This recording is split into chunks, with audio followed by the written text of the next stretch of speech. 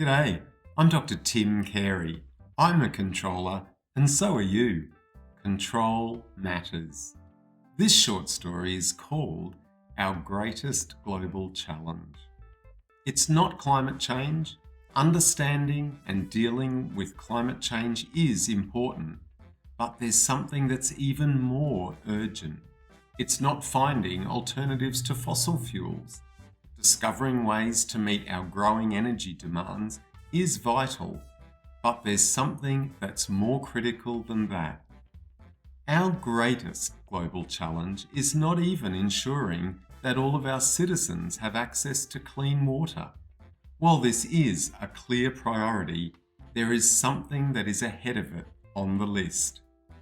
Our greatest global challenge is to understand and deal with our own controlling natures.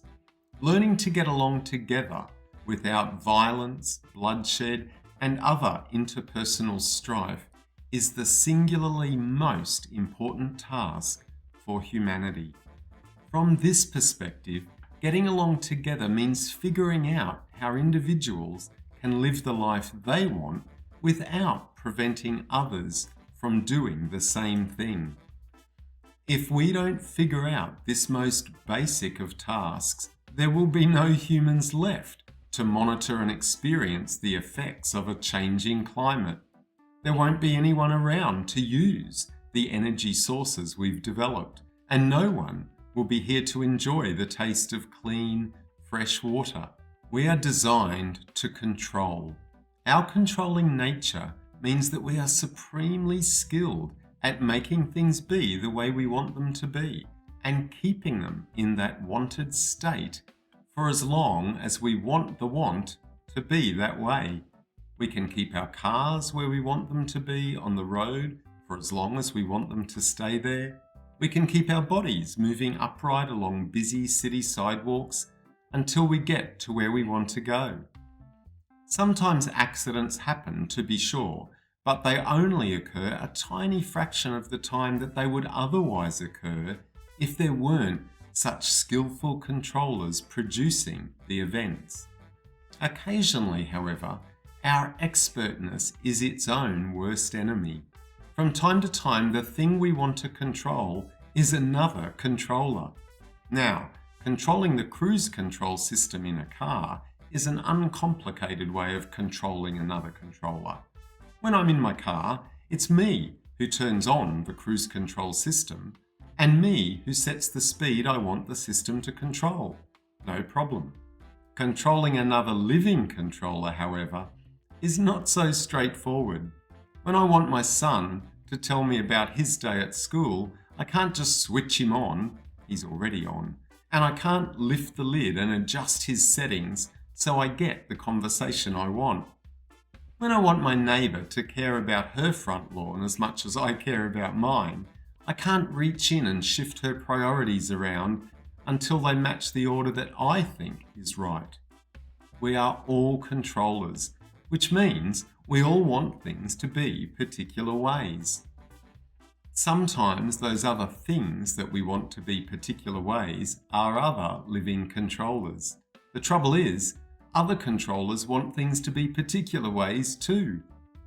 When the particular way I want a thing to be is different from the particular way another living controller wants that thing to be, there is the potential for trouble. If the other controllers are different kinds of animals, we can solve the problem in acceptable ways. It's important to keep Molly the pet canary in a cage, because if you don't, Molly's idea about the location she would like to be might be different from yours. And by the time you discover that difference, it will be too late to persuade her to stay. Many people keep their dogs on leads when they take them for walks. The tugging and straining of the lead is clear evidence that the dog controllers frequently have ideas about where they would like to walk that are different from where the people controllers on the other end of the lead want to walk. While these strategies are effective enough with animals that are not humans, it's an entirely different matter if we try to keep another human in a cage or on a lead. And yet, this still happens on a far too frequent basis. Even when the cage or the restraint is invisible to others, there are many different ways that controllers have learned to try to make other controllers be the way they want them to be. Tragically, sometimes this ends in death or serious physical injury. We have to get to know our own controlling natures better, and we have to appreciate the controlling nature of others. I want things, you want things, we all want things. How can we create a world where you and I can both get what we want? Answering that question is the most important quest for humanity, if humanity is to endure.